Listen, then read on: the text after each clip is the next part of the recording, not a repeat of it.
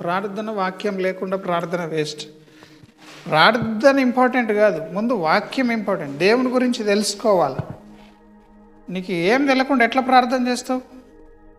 So ముందు వాక్యము అనగా యేసుప్రభుని గురించి ఎక్కువగా తెలుసుకోవాలి, తెలుసుకొని ప్రార్థన చేయాలి. అది కూడా ఒక మాటనే. ఇంకా ఏం విన్నాం? మరొకసారి ఆ మార్గములను గురించి దేవుడు మనకిచ్చిన ప్రత్యక్షతను జ్ఞాపకం చేసుకుందాం. మీరందరు చదివిరు. కమాన్. ఇర్మియా గ్రంథంలో 6వ అధ్యాయంలో ఇప్పుడన్నా మీరు గుర్తుకొస్తుంది కావచ్చు, నేను అనుకుంటున్నాను ఇప్పుడు గుర్తుకొస్తుందని. ఇవి ఈ దినం వినేటి చాలా అమూల్యమైనటువంటి మాటలు. మన బ్రతుకు, మన హృదయం మారకపోతే మనమేమీ చేయలేము. కాబట్టి అందరం దేవుడు ఏం చెప్తున్నాడో మనం ఈ దినము ఆ సంగతులను మనం జ్ఞాపకం చేసుకుందాం. ఆమేన్. యెహోవా ఇలాగూ సెలవిచ్చున్నాడు, మార్గములలో నిలిచి చూడండి అనే మాట విన్నాం. మార్గముల్లో నిలిచి చూడాలా? యెహోషాపాతు ప్రవక్త ద్వారా దేవుని వర్తమానంను ప్రకటించినప్పుడు, మీరు యుద్ధానికి వెళ్ళండి, కానీ అక్కడ మీరు యుద్ధం చేసే అవసరం లేదు. మీరు ఎవరితోని పోట్లాడే అవసరము లేదు. మార్గంలో నిలిచి ఉండండి అన్న సందర్భంలో మనం ఈ మాటలు మాట్లాడుకున్నాం. ఆమేన్. దేవుని మార్గంలో నిలిస్తే చాలు. ఈరోజు ఇక్కడికి వచ్చినాం చాలు. రావడం మన వంతు, దీవించడం దేవుని వంతు. పేతురు జైల్లో ఉన్నప్పుడు పేతురు కొరకు ఇనుప గడియలను కూడా దూత పగలగొట్టేసి హాయిగా కూర్చుంది. పేతురు లేవు అన్నట్టుగా. పేతురుని నిద్ర లేపి ఏమంటున్నది తెలుసా? నీ చెప్పులు, నీ జోళ్ళు తొడుక్కో అంటుంది. ఇంకా ఇనుప దర్వాజాలు గడియలన్నిటిని పగలగొట్టిన దూతకు చెప్పులు తొలగించుడు చేత కదా, పేతురుకు జోళ్ళు తొడిగించుడు చేత కదా. కానీ తొడిగించింది ఆ దూత? తొడిగేలేదు. మనం అక్కడ నేర్చుకుంటున్నాం ఏంటంటే, మనం చేసే పని మనము చేయాలి. మనతోని కాని పని అంతా దేవుడు చూసుకుంటాడు. ఇనుప గడియలు పేతురు ఇరగొడతాడా? ఎవరు ఇరగొట్టారు మరి? దేవుని దూత ఇరగొట్టేసి పగలగొట్టేసి. ఆమేన్.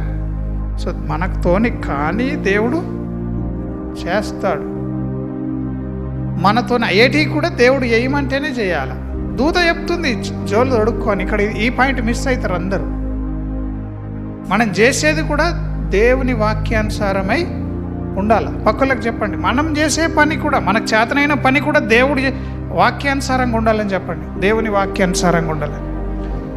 నాకు ఈ పని చేయడం చేతన అవుతుందని చేసేది కాదు. ఇక్కడ నీకు దేవుని వాక్యానుసారమైన పని నువ్వు చేయాలి. ఇప్పుడు ఇక్కడ దూత వాక్యానుసారంగా పేతురు జోళ్ళు తొడుక్కుంటున్నాడు. ఎవరు చెప్తే తొడుక్కుంటున్నాడు? జోళ్ళు తొడుక్కో వస్తుంది నాకు, కానీ ఎవరు చెప్తే తొడుక్కుంటున్నాడు? పొద్దున తెల్లారితే ఉరిదిస్తారు. ఆయన ఏం చేస్తున్నాడు? హాయిగా నిద్రపోతున్నాడు. తెల్లారితే చచ్చిపోతామని తెలిస్తే మనం నిద్ర వస్తుంది మనకు? హాస్పిటల్లో ఉంటేనే నిద్ర రాదు. తెల్లారితే చచ్చిపోతామని తెలిస్తే, ఉరిదీస్తారని తెలిస్తే, అంతకుముందే ఒక దైవజనుడిని ఉరిదీసేశారు. ఇప్పుడు రెండవ దైవజనుడు పేతురు. ఈ పేతురును పట్టుకునేసరికి ఇది సంఘంకు కళ్ళు తెరిచింది. సంఘం, అరే మనం ప్రార్థన చేయక ఒక సేవకుని పోగొట్టుకున్నాం, యాకోబుని పోగొట్టుకున్నాం. ఇప్పుడు కూడా ప్రార్థన చేయకపోతామంటే ఉన్న పేతురుని కూడా పోగొట్టుకుంటాం. హల్లెలూయా. మార్గంలో నిలిచి చూస్తే ఇవన్నీ కనిపిస్తాయి మనకు. ఇప్పుడు సంఘం మొన్న విన్నది ఏంటంటే, మీరు ప్రార్థన చేయకపోతే పిట్టలు రాలిపోయినట్టు రాలిపోతారు మనుషులని. విన్నారా లేదు? ఈ మాటలు గుర్తుకొస్తున్నాయా? ప్రార్థన చేయాలి. మోషే చేతులెత్తేదానికి మనం సంబోధించుకున్నాం. మోసే చేతులు ఎత్తినంతసేపు ఇశ్రాయేలు యుద్ధం గెలుస్తూ ఉన్నారు. చేతులు దించితే, కొంచెం దించితే చాలు అక్కడ రాలిపోతున్నారు, శవాలుగా పడిపోతున్నారు. ఎవరు? దేవుని బిడ్డలు. ఆమేన్. సో ఇప్పుడు మనము సంఘముగా మనం ప్రజల కొరకు, ప్రజల క్షేమం కొరకు ఏం చేయాలా? ప్రార్థన చేయాలా. నువ్వు క్రైస్తవుడిగా నీ మొట్టమొదటి బాధ్యత ప్రజల క్షేమం కొరకు ప్రార్థన చేయాలా. ఆమేన్. ఎవరి కొరకు ప్రేయర్ చేయాలా, ఎలా ప్రార్థన చేయాలన్నది దేవుడే నీలో ఉండి నేను నడిపిస్తూ ఉంటాడు. ప్రార్థన చేసేదంతా దేవుడే మరలా. కాకపోతే నీవు మోకాళ్ళ మీద ఉండాలి. ఆయన సన్నిధిలో వచ్చి నువ్వేం చేయాలా? ఎదురు చూడాలా. అప్పుడు ఆత్మనే నిన్ను లోతైన స్థలంలోనికి తీసుకెళ్తూ ఉంటుంది దేవునిలో. ఆమేన్. ఎంతమందికి అర్థమవుతుంది నేను చెప్పేది? చేసేది దేవుడే. మళ్ళీ మన లోపల అన్నీ చేసేది దేవుడే. కానీ నీవు నిలిచి చూడాలి మార్గములు. రుచి చూసి తెలుసుకోవాలి. రుచి చూడాలి. మన వంతు మనం చేయాలి.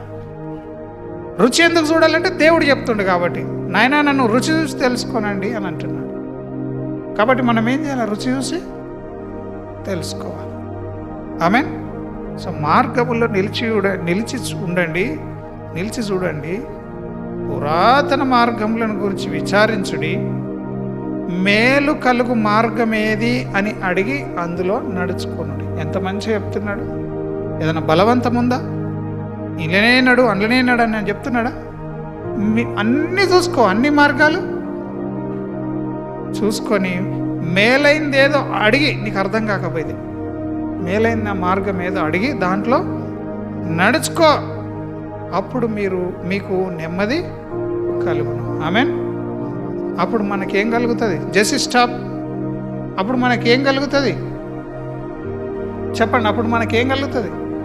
ఉన్నారా నెమ్మదితో సంఘంలో? మీకు నెమ్మది దొరుకుతున్నదా?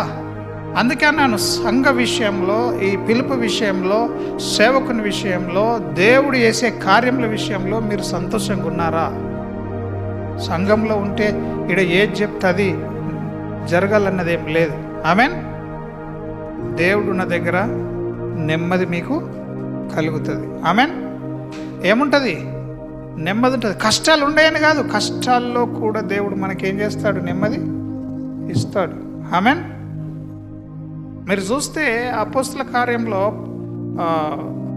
9వ అధ్యాయం అపోస్తుల కార్యం 9 అక్కడ మనం చూస్తే మరి పరిస్థితులు, గొప్ప దైవజనులకే పరిస్థితులు అట్లా వచ్చేసినాయి. గొప్ప గొప్ప దైవజనులు ఆ విధంగా మరి చూస్తూ ఉన్నాం.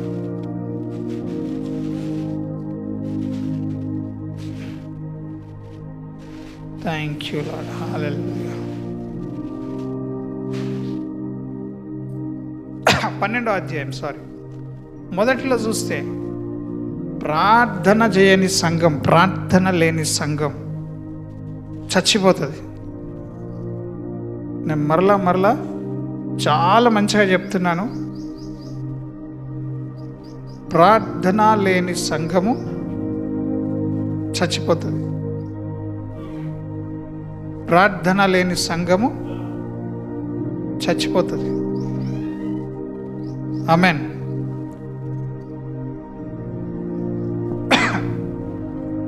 అందరం చెప్దాం నోటితోని, ప్రార్థన లేని సంఘం చచ్చిపోతుందని చెప్పండి. ప్రార్థన లేని సంఘం చచ్చిపోతుందని చెప్పండి. ఇప్పుడు సంఘంలో ప్రార్థన జరగలనా వద్దా? జరుగుతుందా? మరి ఎక్కడ జరుగుతుంది? జరుగుతుందన్న వాళ్ళు ఎప్పుడొచ్చి ప్రార్థన చేశారు? ఇక్కడ ఒట్టిగానే జరుగుతుందంటారు అబద్ధికులు. నువ్వు ఇంట్లోనే ఉండి ఇక్కడ ప్రార్థన జరుగుతుందంటే ఎట్లా? సంఘమంతా ఎవరింట్లలో వాళ్ళుండి, ఆమేన్ హల్లెలూయా, సంఘమంతా ఇంట్లోనే ఉండి సంఘంలో ప్రార్థన జరుగుతుందంటే ఎట్లా జరుగుతుంది? ఆమేన్ హల్లెలూయా. ప్రార్థన జరగాల, ఉపవాస ప్రార్థన జరగాల, రాత్రి ప్రార్థనలో కూడా జరుపుకోవాలి. ఆమేన్. హల్లెలూయా. ఇక్కడ మనం చూస్తే ఏం జరిగిందట? దాదాపు అదే కాలమందు, ఏ కాలమందు సంఘం విస్తరిస్తుంది, గొప్ప కార్యములు జరుగుతున్నాయి, అనేక ప్రజలు మారు మనస్సు పొంది దేవుని వైపు తిరుగుతున్నారు, సంఘము ప్రబలుతా ఉంది, వాక్యము ప్రబలుతా ఉంది. మరి కొన్ని రాజకీయ పరిణామాలు, మార్పులు చేర్పులు జరుగుతున్న పరిక్రమంలో కొందరిని పట్టేసుకున్నారు సంఘములో. రాజు ఏం చేసిండు? కొందరిని పట్టేసుకున్నాడు. అందులో యోహాను సహోదరుడైన యాకోబును ఖడ్గముతో చంపించిండు. కావాలని దేవుని యొక్క బిడ్డను ఏం చేశాడు? రాజు చంపించాడు. ఆమెన్. ఎందుకంటే క్రైస్తవులను చంపితే నన్ను మెచ్చుకుంటారు అనుకున్నాడు. యూదులందరూ నన్ను మెచ్చుకుంటారు, యేసు ప్రభుని వెంబడించే వాళ్ళందరినీ నేను చంపితే. మరి అదే క్రమంలో ఇంకేం చేసిండు? ఇది యూదులకు ఇష్టమైన కార్యం అని చూడండి, ఇక్కడనే రాసింది ఉంది బైబిల్లో. అది ఎవరికి ఇష్టమైన కార్యమట? క్రైస్తవులను చంపడము. యూదులు ఎవరు మరి? క్రైస్తవులను చంపడము క్రైస్తవులకే ఇష్టం ఉంది. అది ఇక్కడి నుంచే వచ్చింది, ఎక్కడి నుంచి రాలేదు. తాతల నాటి నుంచి అదే ఉంది, మన పితరుల నుండి అదే ఉంది. క్రైస్తవులకు అడ్డుబండలుగా ఉంటున్నారు. ఒక్కోడి చెప్పిన బోధ ఇంకొకడికి నచ్చదు, ఒక్కో చర్చికి పోయేటోడు ఇంకో చర్చికి పోతే అది నచ్చదు. ఆమెన్.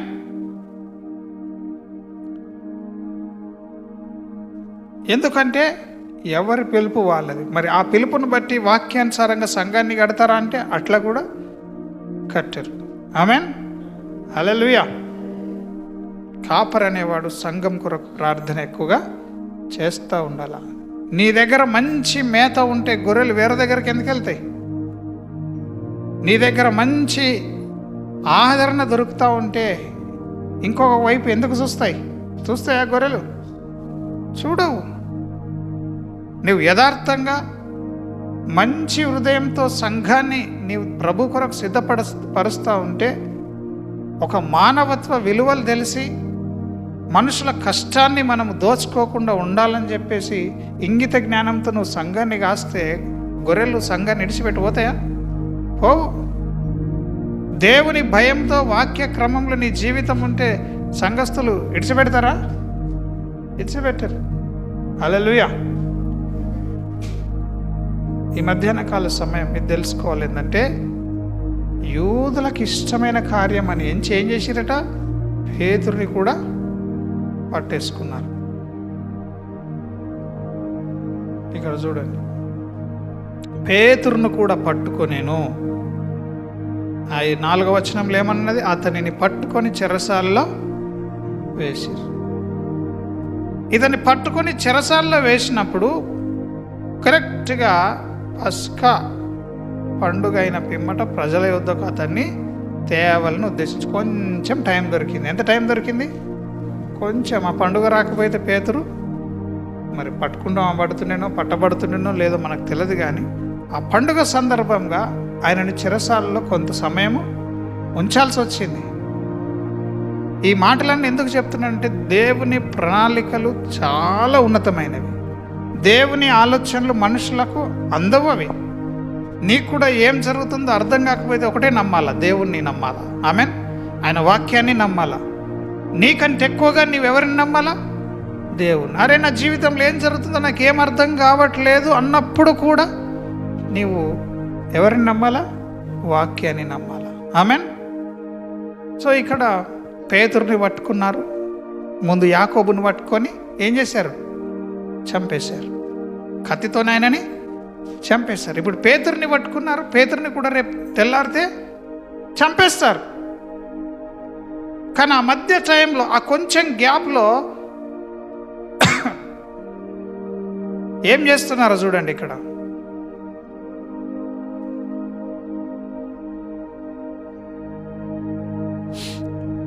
5వ వచనం, పేతురు చెరసాలలో ఉంచబడెను, సంఘమైతే అతని కొరకు అత్యాసక్తితో దేవుణ్ణి ప్రార్థిస్తుండేను. ఈ కాలంలో చెరసాలలో పడితే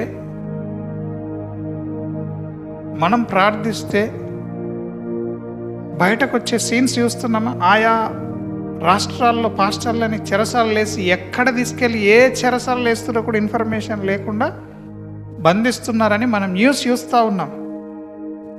తెలుసా మీకు ఈ సంగతి? సువార్త ప్రకటిస్తున్నారని పాస్టర్లను ఏం చేస్తున్నారు? అరెస్ట్ చేస్తున్నారు. కానీ ఎక్కడ అరెస్ట్ చేస్తున్నారో ఏ జైలు ఉంచుతున్నారో కూడా తెలియదు. కానీ ఇప్పుడు సంఘం ఈ 2026లో ప్రార్థన చేయడానికి ఇష్టపడితే ఆ ప్రార్థన వాక్యానుసారమైన ప్రార్థన. ఆమెన్. వాక్యం ఎక్కువ తెలుసుకోవాలి. సంఘం వాక్యాన్ని ఎక్కువగా చదవాలా, నేర్చుకోవాలా, హృదయంలో దాచుకోవాలా, వాక్యాన్ని ధ్యానించాలా. ఎప్పుడంటే అప్పుడు ఏం చేయాలి? మనం వాక్యాన్ని ధ్యానించాలా. ఆమెన్. వాక్యాన్ని ధ్యానిస్తున్నప్పుడు మరి దేవుని సన్నిధిలో మనం చక్కటి ప్రార్థనలు చేయగలుగుతాం. ఈ మాటలు మీకు అర్థం కావాలా?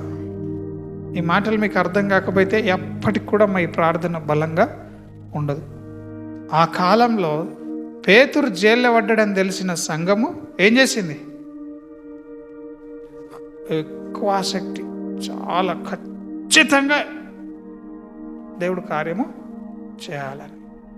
ఇప్పుడు అటువంటి కనీసం ఇప్పుడు అత్యాసక్తి లేకున్నా కానీ కనీసం ఆసక్తి అని ఉన్నదా సంఘానికి ప్రార్థన చేయాలని?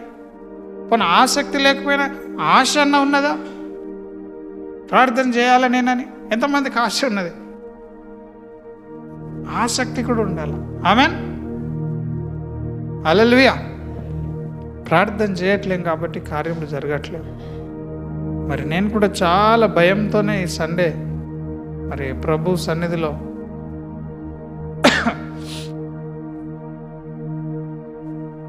ప్రభు ఏం మాట్లాడతాడని భయంతో వణుకుతో సిద్ధపడి ప్రభువే మన హృదయాలను ఆత్మచేత నింపాలని నేను ఆశించినాను. అందుకే మనం మంచి మనుషులమా అని అడగడం జరిగింది. హల్లెలూయా. నువ్వు మంచోడి కాకపోతే ఈ దినము నీకు దుష్టుడు అనే ముద్ర వచ్చేస్తుంది. లేకపోతే నీతిమంతుల లిస్టులో నువ్వు లేవనే ముద్ర నీది నువ్వే తెలిసిపోతుంది. ఆమెన్. నువ్వు మంచోడివి ఎట్లయితావు? నీతిమంతుడు ఎట్లయితావు? నీతిమంతుడు ఎట్లయితాం? మనం దేవుని యందు విశ్వాసం ఉంచడం వలన మనం ఏమవుతున్నాం? నీతిమంతులం అవుతున్నాం. యేసుక్రీస్తు యందు విశ్వాసం ఉంచడం వలన మనము నీతిమంతులం అవుతున్నాం. మరి యేసుక్రీస్తు అంటే ఏమైనది? వాక్యమే. వాక్యంలో విశ్వాసం ఉంచడం వలన మనము నీతిమంతులం అవుతున్నాం. ఆమేన్. హల్లెలూయా. ఒకసారి ఆ మాట తీసుకుందాం. ఈ సామెతల గ్రంథంలో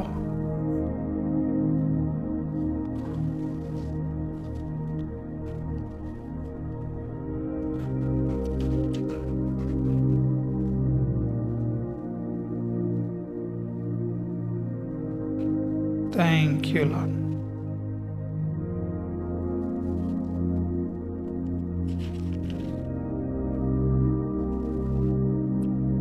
ఇరవై 24వ అధ్యాయంలో 16వ వచనం చూడండి.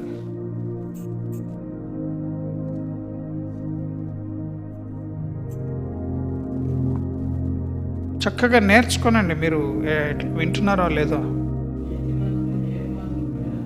మన మంచోళ్ళం ఎట్లయితున్నామంటే యేసుక్రీస్తునందు విశ్వాసం ఉంచడం వలన మనం నీతిమంతులం అవుతున్నాం. ఈ నీతిమంతులు 7 సార్లు పడిపోయినా తిరిగి ఏం చేస్తారట? లేస్తారు. ఆమేన్. ఆపత్కాలమందు కథం. సంఘంలో ఉండి కూడా నువ్వు భక్తిహీనుడుగా ఉంటే, నువ్వు పడిపోయితే ఇంకా మరల పైకి లేవదు ఇంకా కుటుంబం. అర్థమవుతుందా నేను చెప్పేది? నువ్వు మంచోడిగా ఉండాలా. నువ్వు ఎట్లుండాలా? నీతిమంతుడిగా జీవించాల. నీతిమంతుడు 7 సార్లు పడిపోతాడు అంటే దాని అర్థం ఏంది? పడిపోయేటోడు ఎవడు? నిలబడ్డోడే కదా పడేది.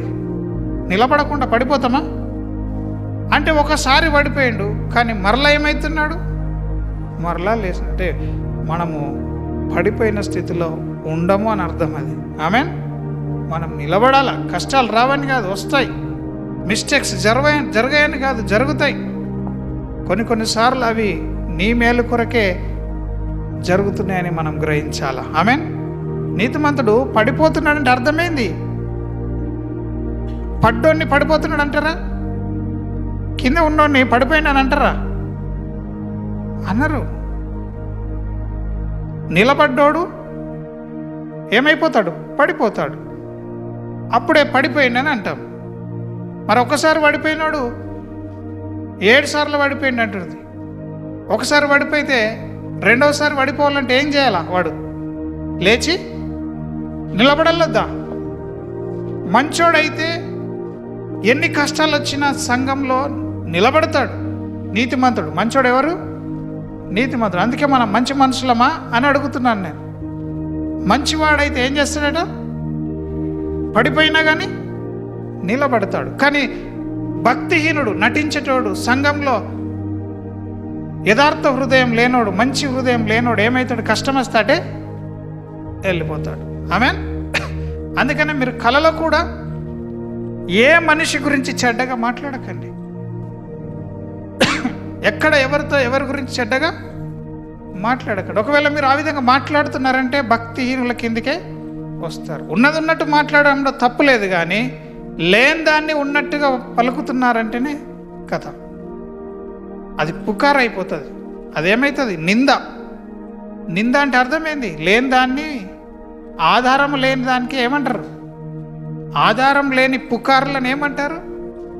నిందలు అంటారు. ఆమేన్. అడిగితే ఏముండదు దానికి ఆధారం. కానీ ఎన్నెన్నో నిందలు మనం ఏం చేస్తాం? ఇతరుల మీద వేస్తూ ఉంటాం. ఇది భక్తిహీనుడు. ఈ భక్తిహీనుడికి ఏదైనా కష్టం వస్తే వాడు మళ్ళీ పైకి లేవడిగా కథం. ఆమేన్.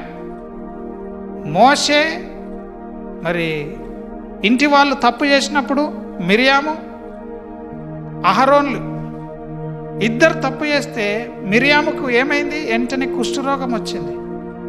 మిరియాముకి ఏమైంది? వెంటనే కుష్ఠరోగం వచ్చింది. కానీ మరలా మోషే ప్రార్థించినప్పుడు దేవుడు ఆ కుష్ఠరోగాన్ని తీసివేసిండు. కానీ అదే తప్పు అహరోను చేసిండు, కానీ అహరోనుకి ఏం కాలేదు. అహరోను అదే తప్పు చేసిండు, కానీ ఏమీ కాలేదు. కానీ ఒక దినం వచ్చేసింది, అహరోన్ని కొండ ఎక్కుమని చెప్పేసి దేవుని పిలుపు వచ్చింది. కొండ ఎక్కిండు. కొండ ఎక్కగానే నీ యొక్క వస్త్రములు తీసేయమన్నాడు, నీ యొక్క ఏఫోదు తీసేయమన్నాడు, నీ యాజకుని యొక్క వస్త్రము తీసేయమన్నాడు. అన్నీ ఒక్కసారి దేవుడిచ్చినటువంటి ఆ యొక్క అధికారం, దేవుడిచ్చినటువంటి సేవ పని ఎప్పుడైతే అది ముగించడం జరిగిందో, ఎప్పుడైతే అది తీసేయడం జరిగిందో, వెంటనే అహరోనుకు మరణం అనేది వచ్చేసింది. ఆమేన్. అక్కడ మిరియాము దేవుడు వెంటనే శిక్షించినందుకు బ్రతికింది, కానీ ఇక్కడ అహరోనుకు శిక్షిస్తే బ్రతికిండా? ఒకటే దెబ్బకు అహరోను ఏమైపోయాడు? ఖతం అయిపోయాడు. సో దేవునిలో నీతిమంతుడు 7 సార్లు పడినా మరలా ఏమవుతాడట? లేస్తాడు. మరి పేతురు సంఘము, పేతురు జైల్లో ఉన్నాడని తెలుసుకొని ఏం చేశారు? ప్రార్థన చేశారు. ఇప్పుడు ప్రార్థన చేయకపోతే ఏమవుతుంది? పేతురు కూడా గొప్ప దైవజనుడు, నీడబడితే స్వస్థతలు పొందిరు. చిన్నగా వాక్యం బోధిస్తే 5,000 మంది 3,000 మంది బాప్టిజము పొందిన గొప్ప దేవుని దాసుడు, అపోస్తలుడు. ఆమేన్. పేతురు అనే అపోస్తలుడు సంఘం యొక్క ప్రార్థన చేయకపోతే, సంఘం ప్రార్థన లేకపోయి ఉంటే ఆ జైల్లో ఉదయము శిక్ష అనుభవించుండేవాడు. ఆమేన్. అర్థమవుతుందా? ఇప్పుడు పేతురుతో దేవుడు లేడా? మరి పేతురులో శక్తి లేదా? మరి కానీ ప్రార్థన శక్తి అనగా సంఘం చేసే ప్రార్థన శక్తి గొప్పది. ఆమేన్. అది సేవకుని కూడా కాపాడుతుంది. చెప్పండి అందరు కూడా, సంఘం ప్రార్థన చేస్తే సేవకుడు కూడా కాపాడబడతాడని చెప్పండి. ఈ విషయాలన్నీ ఎందుకు చెప్పాల్సి వస్తుందంటే, మంచి మార్గం ఏదో దాన్ని మీరు అడిగి తెలుసుకొని దాంట్లో నడవండి అని వాక్యం అంటుంది. ఇప్పుడు మనము ప్రార్థించే సంఘంగా ఉందామా, హాయిగా తిని పండుకునే సంఘంగా ఉందామా? మనం ఎట్లున్నామంటే, ఎన్ని సంవత్సరాలు నూతన సంవత్సరాలు వచ్చినా కానీ సామెతల గ్రంథంలో ఒకసారి చూడండి. సామెతల గ్రంథంలో 26వ అధ్యాయంలో 11వ వచనం చూడండి. ఎట్లున్నాం మనం?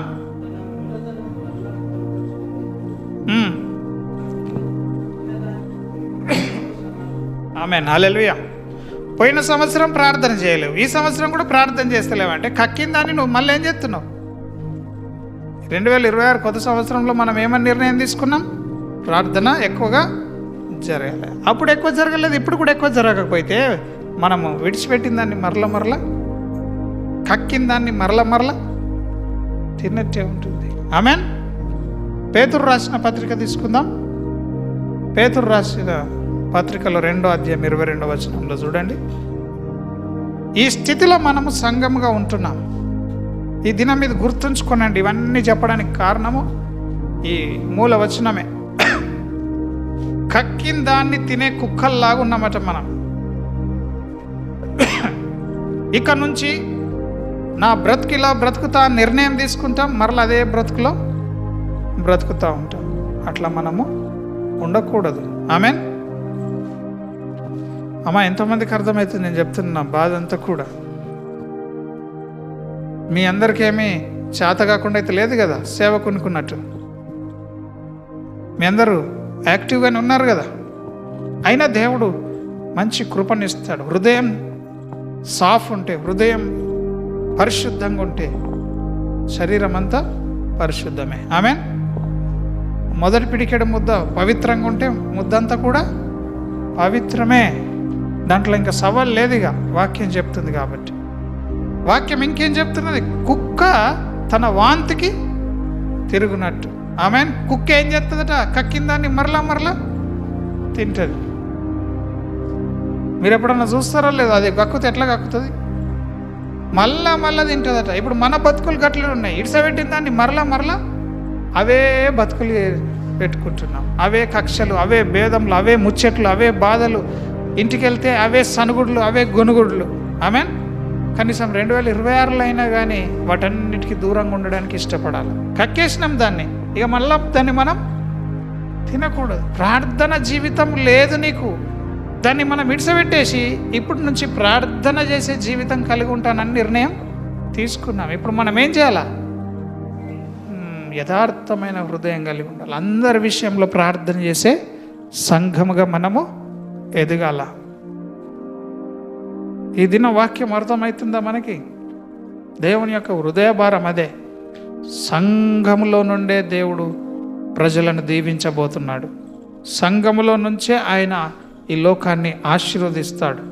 కాబట్టి సంఘము దేవునికి ఇష్టమైనట్టుగా కట్టబడాలి. ఆమేన్.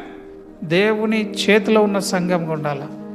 సంఘం యొక్క మొదటి పిడికెడు ముద్ద అనగా సేవకుడు దేవుని చేతిలో ఉన్నప్పుడు సంఘమంతా అనగా ముద్దంతా కూడా పరిశుద్ధమైపోతుంది. హల్లెలూయా.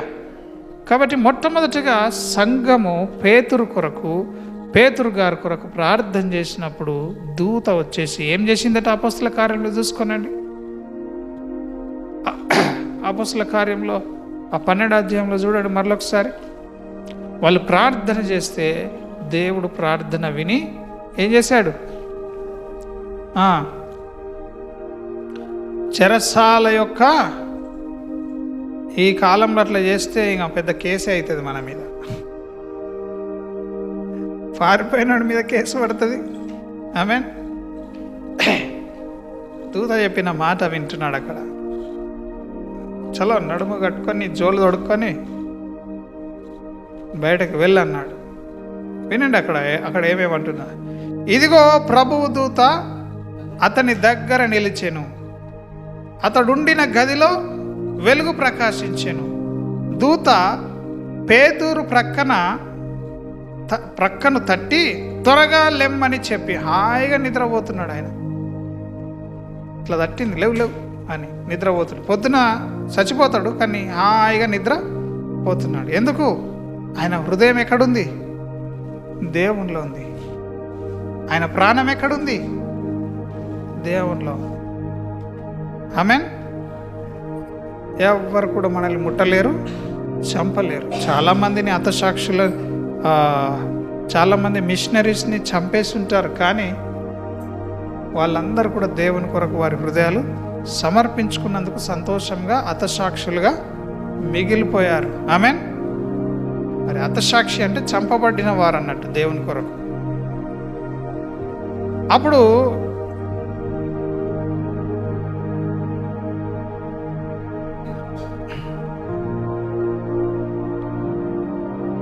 ఇక్కడ చూస్తే పేతురు 2 సంఖ్యలతో బంధింపబడి 2 సైనికుల మధ్య నిద్రించుచుండెను. నిద్రిస్తున్నాడు హాయిగా.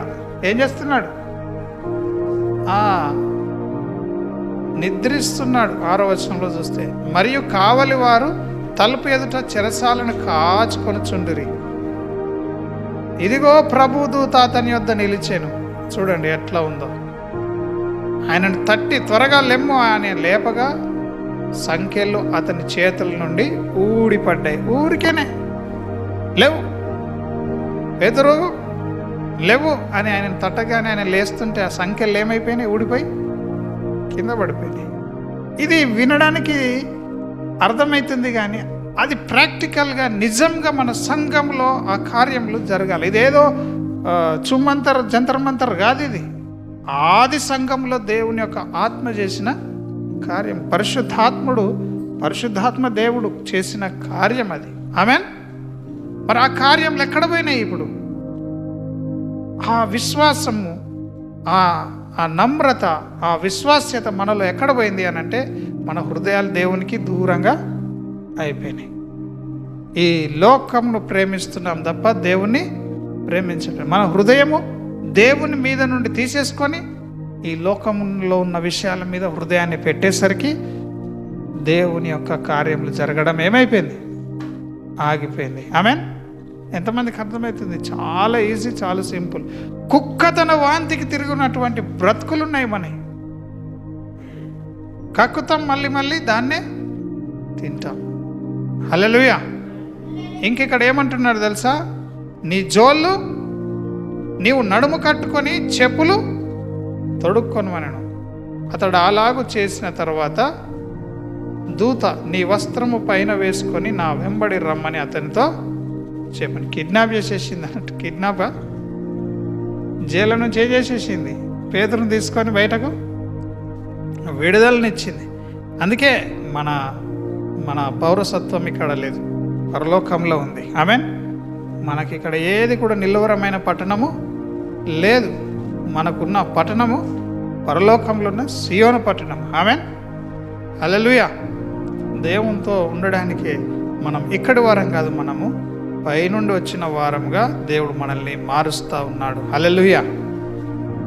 అప్పుడు వెంటనే మరి పేతురు సంఘం చేసిన ప్రార్థనను బట్టి విడుదల పొందినాడు. ఇప్పుడు మీరే చెప్పండి, మనం ఎంత సోమరులుగా ఉంటున్నామో ప్రార్థన విషయంలో. సిగ్గుచేటు కదా. ఏమి అనిల్, సంఘం ఏం చేయాలా? చేస్తున్నామా? మన మంచోళ్ళమేనా? మనం మంచి మనుషులమేనా? ఇతరులు సావంగా కూడా మనం హాయిగా తిని పంటున్నామంటే మనం మంచి మనుషులమేనా? ఎట్లా మంచోళ్ళమవుతాం? ఎట్లా నీతిమంతులమవుతాం? మీకు తెలియకపోతే అడిగి తెలుసుకొని దేవుని మార్గంలో ఎట్లుంటాయో దాంట్లో నడుచుకోండిరా బాబు అని వాక్యము జ్ఞాపకం చేస్తూ ఉన్నది మనకు. హోషేయ గ్రంథం 14వ అధ్యాయంలో చివరి మాట 13వ వచనం అనుకుంటాను, అక్కడ 9వ వచనం కావచ్చు. యెహోవా మార్గములు చక్కని వేట. ఏ మార్గంలో నడుచుకోవాలా? మనం వంకర మార్గంలో నడుచుకోవాలా? విశాల మార్గంలో నడుచుకోవాలా? చెత్త మార్గంలో నడుచుకోవాలా? ఎటువంటి మార్గంలో నడుచుకోవాలా? మంచి మార్గంలో నడుచుకోవాలా? హోషేయ గ్రంథం తీసుకున్నారా? కనీసం ఈ పని అన్న చేయండి. బైబిల్లోకి పని చెప్పి మీ మైండ్కి పని చెప్పండి. హోషేయ గ్రంథంలో 9వ వచనం 14వ అధ్యాయంలో ఏమని చెప్తుంది వాక్యము? ఏలైనగా యెహోవా మార్గములు చక్కనివి. చెప్పండి అందరు కూడా, దేవుని మార్గాలే మంచివి అని చెప్పండి. మనుషుల మార్గాలు చెడ్డవి, దుష్టుని మార్గములు చెడ్డవి. అందుకే వాటి జోలికి పోకూడదు. వాటి జోలికి కొంచెం పోయితే మొత్తం లాగేసుకుంటాయి. అవి నువ్వు వద్దన్న నిన్ను గుంజేసుకుంటాయి. బలవంతం పెడతారు కొందరు. అట్లా నాకు చేయాలని ఇష్టమే లేదు కానీ ఒకటే తీరు తలిగిర్రు, అందుకే నేను చేసిన అంట. ఆమెన్. దేవుడు ఎప్పుడు బలవంతం పెట్టే దేవుడు కాదు. హల్లెలూయా. ఎవరి మార్గంలో చక్కనివి? దేవుని మార్గంలే చక్కనివి. ఆ దేవుని మార్గముల్లో మనం నిలవాలని దేవుడు కోరుతున్నాడు. ఈ సంవత్సరం కొరకు నిలిచి మనం ఏం చేయాలి అని అంటే, ప్రభు కొరకు కనిపెట్టుకున్నప్పుడు ప్రార్థన ఆత్మను కుమ్మరిస్తాడు ఆయన. ఆమెన్. విజ్ఞాపన చేసే ఆత్మను కుమ్మరిస్తాడు. కరుణను అందించే ఆత్మను ఆయన కుమ్మరిస్తాడు. హల్లెలూయా. మరి దేవుని ఆత్మ ఊరికేనే కాదు, పరిశుద్ధాత్మ దేవుడు ఎంతో శక్తి కలిగిన దేవుడు. హల్లెలూయా. ఆయనకు అసాధ్యమైనది ఏది కూడా లేదు. హల్లెలూయా. మరి ఈ సమయంలో మరలా మాటలు చదువుకుందాం. 2 పేతురు 2:22 ఏమనున్నది? కుక్క తన వాంతికి తిరుగునట్టు, కడగబడిన పంది బురదలో దొర్లుటకు మళ్ళినట్టు అను నిజమైన సామెత చొప్పున వారికి సంభవించిన. పందిని మంచి గడిగి ఇట్స పెడితే ఎక్కడికి పోతుంది? మళ్ళీ అది ఉన్నారా ఇక్కడ ఎవరైనా పందుల్లాగా? ఆమేన్. హల్లెలూయా. పందిని మంచి గడిగి బురదంతా తీసేసి కడిగితే ఇట్స పెడితే మళ్ళీ ఎక్కడికి వెళ్తుంది? ఇప్పుడు సంగమ స్థితిలో ఉంటే మనం ప్రార్థన చేయాలని. అఫ్కోర్స్ దేవుడు నాకు మరి త్వరగా ఆరోగ్యం ఇవ్వలేకపోయాడు కాబట్టి, ఇవ్వగలిగే దేవుడు అయినప్పటికీ కొంత ఆలస్యంగా ఇచ్చేసరికి ఏమైపోయింది? ప్రార్థనలు ఆగిపోతా ఉన్నాయి. కొత్త సంవత్సరం, నూతన సంవత్సరంలో ఇంకా నిర్ణయం తీసుకోకపోతే మనకి ఇంకా అవకాశం ఉంది. మనం వాక్యంతో పాటు ప్రార్థన జీవితం కూడా కలిగి ఉండాలి. హల్లెలూయా. కక్కిన దాన్ని మరలా తింటే మరణం వస్తుంది. మరణం మన మీదకి ఏమొస్తుంది? మరణం వస్తుంది. ఊరికేనే కాదు, కుక్క కక్కింది మళ్ళీ తింటుందంటే మీకు అది ఇన్నట్టుంది. కానీ మరలా తింటే ఏమొస్తుంది? మనకు మరణం వస్తుంది. హల్లెలూయా. ఎవడో ఒకడు సిగరెట్ పట్టి వాడేస్తే, ఆ సిగరెట్ పడేసిన సిగరెట్ నువ్వు తాగితే వాడి రోగాలతో పాటు సిగరెట్తో వచ్చే రోగాలు కూడా వస్తాయి నీకు, పాడేసిన సిగరెట్ తాగితే. ఆమెన్. కక్కిందని నువ్వు మళ్ళా తింటామంటే ఇది ఇంకెక్క డేంజర్ అయిపోతుంది. అవుతుందా కాదా? ఫస్ట్ తినేదే డేంజర్ తింటాం మనం, తినే తిండి. అది కక్కిన తర్వాత మళ్ళీ తింటే డబుల్ డేంజర్ అయిపోతుంది. ఇప్పుడు మనిషి తొందరగా చచ్చిపోతాడు. అందుకే అంటున్నాను నేను, విడిచిపెట్టిన దాన్ని, దేవుని కొరకు వద్దు అనుకున్న దాన్ని నువ్వు మరలా చేపడితే, మానేసిన దాన్ని తిరిగి మరలా చేస్తే మరణమే ఉంటుంది అందులో. ఆమెన్. పాల్సన్ గారికి అర్థమవుతుందా? మరణమే మనం కోరుకునేది. కక్కిన దాన్ని మరలా వెతుకు. ఆ బురదలో ఉంటే నువ్వు బాగుండట్లేదని చెప్పేసి పందిని తీసి ఎంత కడిగితే మళ్ళీ అది ఎక్కడికి వెళ్తుంది? బురదలోకి వెళ్తుంది. నువ్వు అక్కడ ఉంటే చచ్చిపోతావు నాయనా అని చెప్పేసి బ్రతికే మార్గంని చూపిస్తే మనుషులకి ఆ సావే కావాలన్నట్టుగా మరలా అక్కడికే వెళ్తున్నారు. ఒక కుటుంబం మంచి స్థితిలో ఆనందంగా ఉంటున్నారంటే ఓర్వలేని వాళ్ళు ఏం చేస్తారు? మీరు ఎట్లా ఆనందంగా ఉంటారు? మీరు మరలా అదే పాత బతుకులోకి వెళ్ళిపోవాలా? ఎందుకు? మనం 20-30 ఏళ్ళ నుంచి అట్లనే ఉంటున్నాం కాబట్టి మనం అట్లనే ఉండాలి. మన బతికే అంత మార్పు జరగద్దు. ఆమెన్. ఒక సంఘటనను బట్టి నేను ఈ మాట చెప్తున్నాను. ఆమెన్. హల్లెలూయా. ఒక వ్యక్తి జీవితాన్ని దేవుడు మరి మనం ధ్యానించుకోవడానికి సమయం ఇస్తే చాలా బాగుంటుంది. నాకు హృదయంలో ఆ వాక్యాన్ని బోధించాలి, మాట్లాడాలని ఆలోచన వస్తూ ఉన్నది. 1 సమూయేలు అధ్యాయం తీసుకుందాం. 28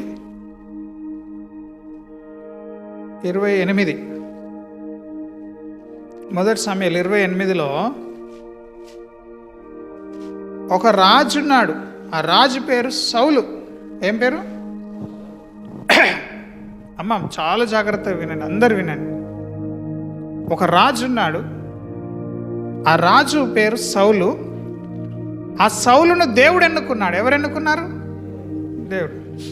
ఊకే సంఘం అనగా దేవుని బిడ్డలు అడిగిర్రు, మాకు కూడా ఒక రాజు కావాలా, నువ్వు వద్దు మాకు రాజు, దేవా నువ్వు మాకు రాజు వద్దు.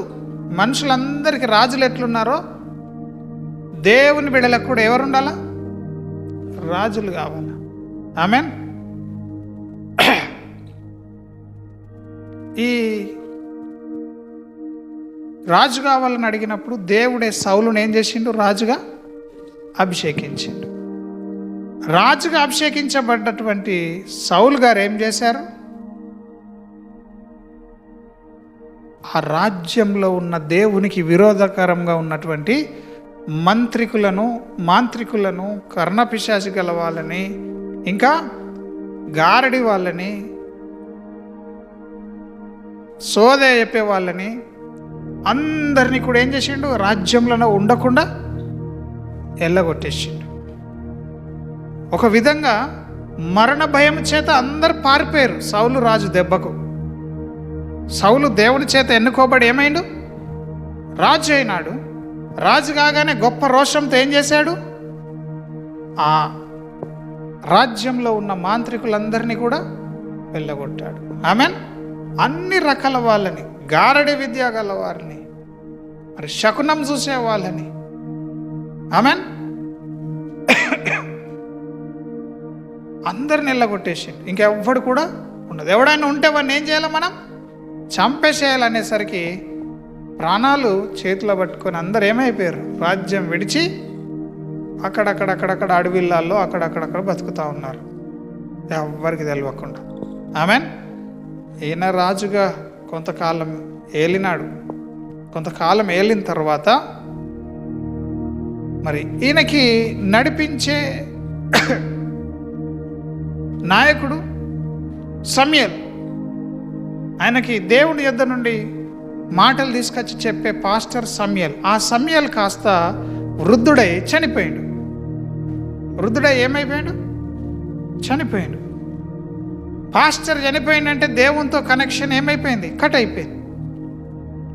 ఆ కాలంలో దేవుడు ప్రవక్తలతోనే మాట్లాడేవాడు. సౌలుకు ఏం జరుగుతుందో ఏమీ అర్థమైతలేదు. చుట్టూ శత్రువులు వచ్చేసి ఆయనను భయపెడతా ఉన్నారు. ఆమెన్. 28వ అధ్యాయంలో మొదటి సమయంలో 4వ వచనం చూస్తే, ఫిలిస్తీయులు దండెత్తి వచ్చి షూనేములో దిగగా సౌలు ఇశ్రాయేలులందరినీ సమకూర్చెను. వారు గిల్బోవాలో దిగిరి. సౌలు ఫిలిస్తీయుల దండును చూసి మనస్సునందు భయకంపము నొందిండు. ఏమవుతుంది? పాస్టర్ లేడుగా, ప్రవక్త లేడు, చనిపోయాడు. ఈ రాజుకి ఏమైపోయింది? భయం వచ్చేసింది. అరే నేను ఇప్పుడు ఏం చేయాలా? శత్రువులు ఏమైపోయారు? నా దగ్గరికి వచ్చేసారు. ఆ శత్రువుల భయంకు ఈయన హృదయం కదిలిపోతుంది. ఏమవుతుంది? హృదయం కదిలిపోతుంది. అయ్యా ఈ యుద్ధం నేను ఎట్లా గెలవాలి అని చెప్పి దేవుని దగ్గరికి వెళ్ళిండు. దేవుని దగ్గరికి వెళ్తే దేవుడు ఏమి జవాబు ఇవ్వలే. చూడండి, కుక్క తన వాంతికి తిరుగుడు అంటే ఇదేనేమో.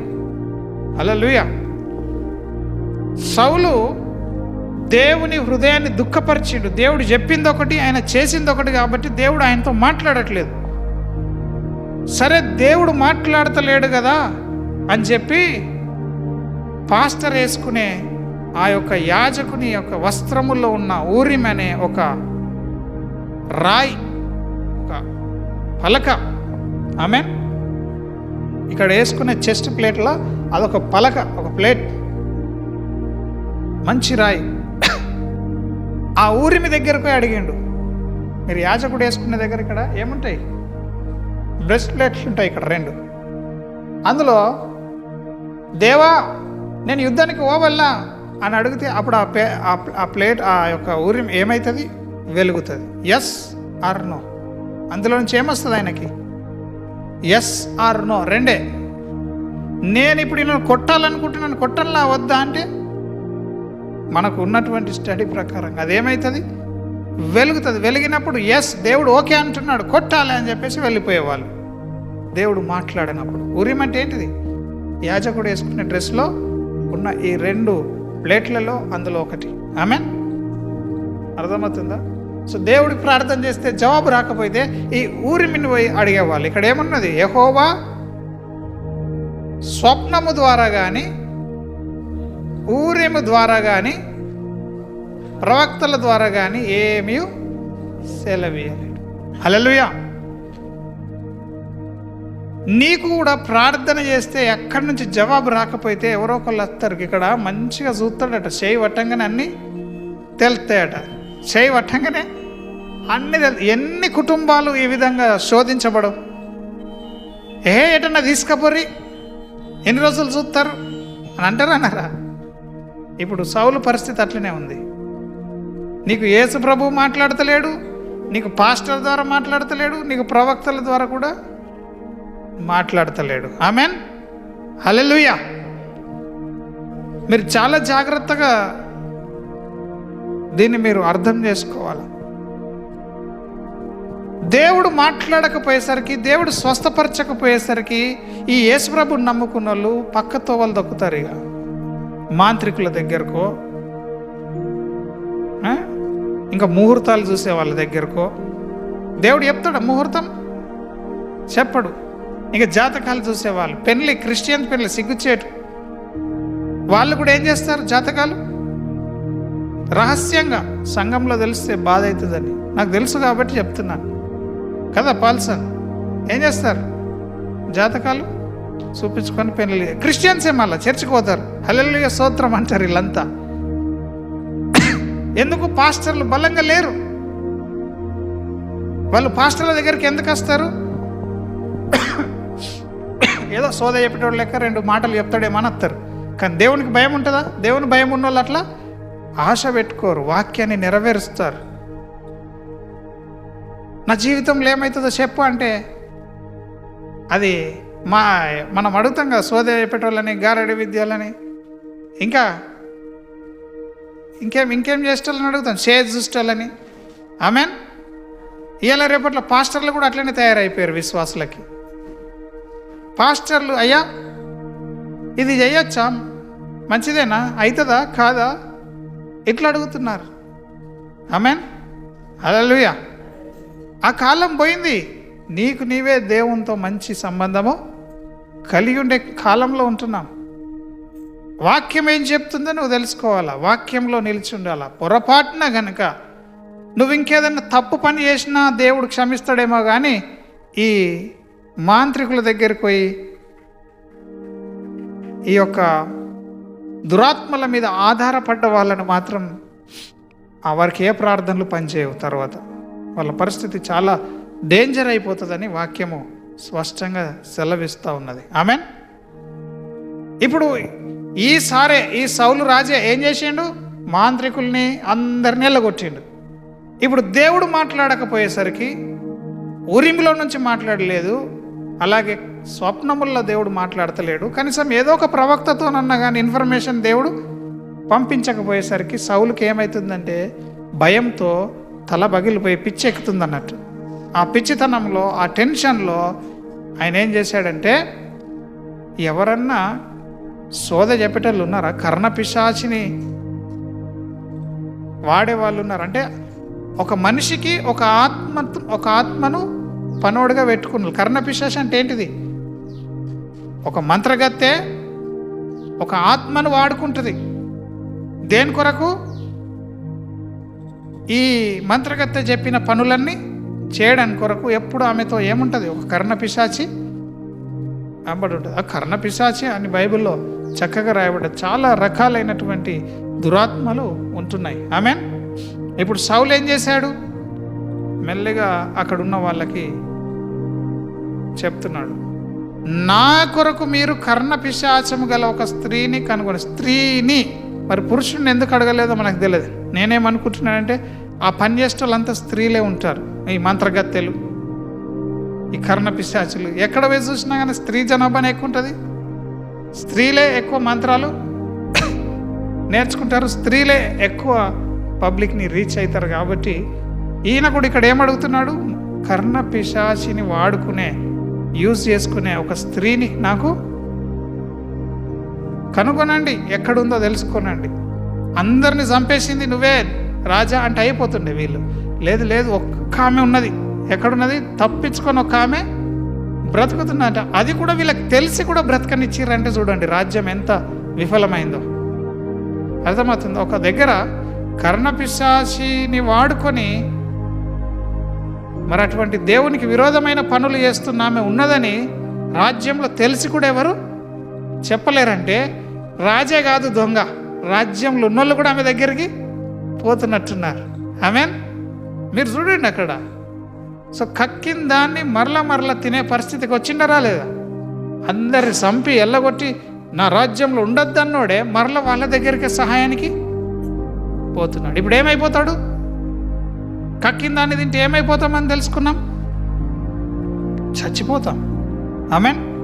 ఏమైపోతాం? చచ్చిపోతాం. ఇప్పుడు కర్ణపిశాచ్ దగ్గరికి వెళ్తే అక్కడ పోయి దేవునికి విరోధమైన పని చేయడం జరిగింది.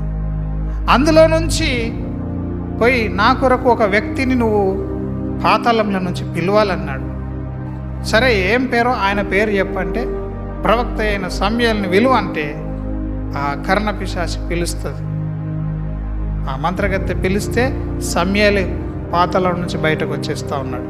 చూడండి, ఇవన్నీ మనం నమ్మము కానీ బైబిల్లో ఎంత ఉన్నాయి. మీరు చదువుకోనండి. ఆమెన్. నేను అదంతా మరి చెప్పలేని సమయం లేదు కాబట్టి మీరు అదంతా చదువుకుంటే ఆయన మరి వస్తున్నవాడు ప్రవక్త సమూయేలని మంత్రగత్తె చూసి గడగడ వణికిపోతుంది. అబ్బా, నన్ను అడిగింది మారు వేషంలో వచ్చిన సౌలు ఎట్లా పోయిండు, మళ్ళీ భద్రం కావద్దు, పేరు బయట తెలియద్దు అన్నట్టు పోయిండు. కానీ అక్కడ తెలిసిపోయింది ఆమెకి, వచ్చేటోడెవడు? దేవుని ప్రవక్త. ఎవరు పిలుస్తున్నారు? సౌలు పిలుస్తున్నారు. అంటే నా రాజు నా దగ్గరకు వచ్చిండు మారు వేషంలో అని తెలుసుకుంది ఆమె. ఆమెన్. సో ఇప్పుడు ఈ కథలో ఈ జరిగిన ఇన్సిడెంట్లు, ఇది కథ కాదు కానీ ఈ జరిగిన ఇన్సిడెంట్ల నుండి మనం ఏం నేర్చుకుంటున్నామంటే కక్కిన దాన్ని మనం తిన్నప్పుడు దాని నుంచి మనకి ఏ మేలు దొరకదు. మన బ్రతుకుల్లో ప్రార్థన చేయాలని నిర్ణయం తీసుకున్నప్పుడు ప్రార్థన చేయాలి. పాతది వదిలేసినాం, ఇప్పుడు కొత్త బ్రతుకు ప్రార్థన జీవితం కలిగి ఉండాలి. కష్టమైనా సరే సంఘంలో ఏం జరగాల? ప్రార్థన జరగాల. ఆమెన్. సో మార్గంలో ఏది మంచిదో తెలుసుకొని దాంట్లో నిలవండి అంటే ఇది. ఈయనకి ఏది మంచిదో చెప్పేటోళ్ళు లేరు కాబట్టి నేనేం చేశాడు?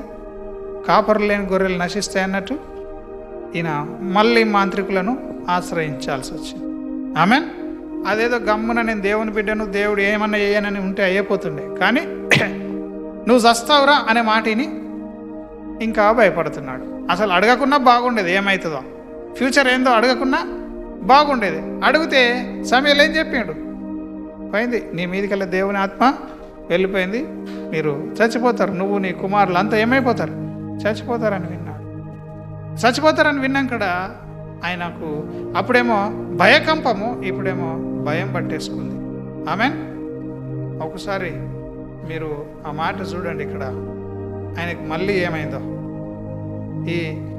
ఈ సమూయేలు ప్రవక్త చనిపోయిన వ్యక్తి ఆత్మలో వచ్చి మరి అక్కడ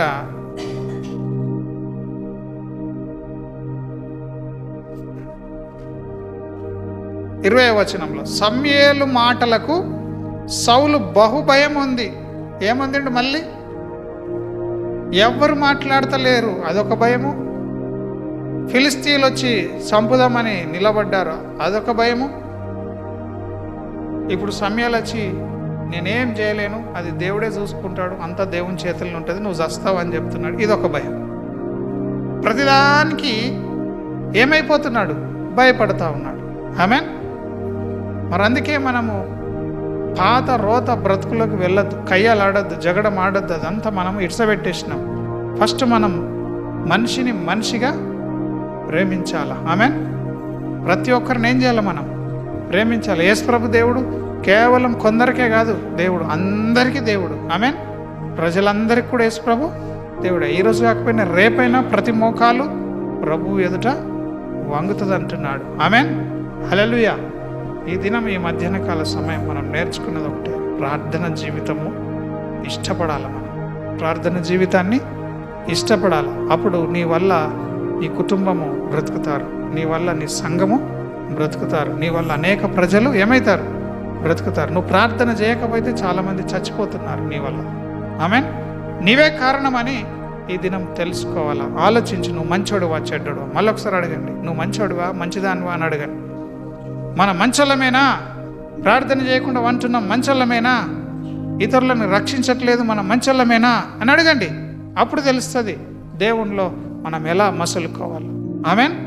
మరి కాపరిగా నేను కూడా ఎంతో ప్రార్థన చేయాలి సంఘం అంతటి కొరకు, అన్ని కుటుంబాల కొరకు. కొందరైతే నువ్వు ప్రార్థన చేస్తున్నావని మేము నమ్ముతున్నాంలే, మాకు తెలుసులే అంటారు. బాధ అనిపిస్తూ ఉంటుంది కొన్నిసార్లు ప్రార్థన చేయకుండా ఉంటే.